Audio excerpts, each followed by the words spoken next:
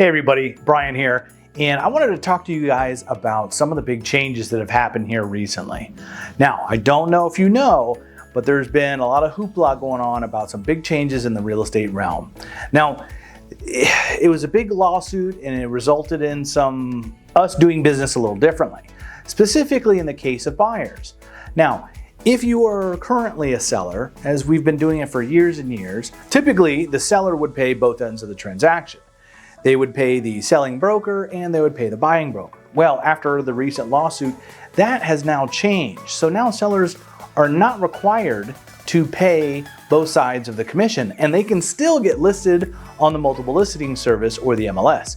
Now before, that wasn't the case. If you didn't want to pay a buyer's agent or you want to do something different, you weren't allowed to market your property on the multiple listing service. So that is a big change. So now, when you are working with a buyer's agent, there are some things that you got to do. You can't just call someone up and say, hey, I want to come by and take a look at a house. Now there's some steps in place that you have to do ahead of time in order to do that. Number one, they have now written agreements that you have to engage in with the buyer's agent in order to be able to go and see a property. Now they range from a buyer-broker agreement, which you pre-agree over a specific time period that they're gonna be your partner and they will be showing you properties, and there's a pre-agreed commission on there. Whether the seller pays it or whether you as the buyer pay it, that's entirely up to whatever situation comes down the line or whatever you agree with that agent.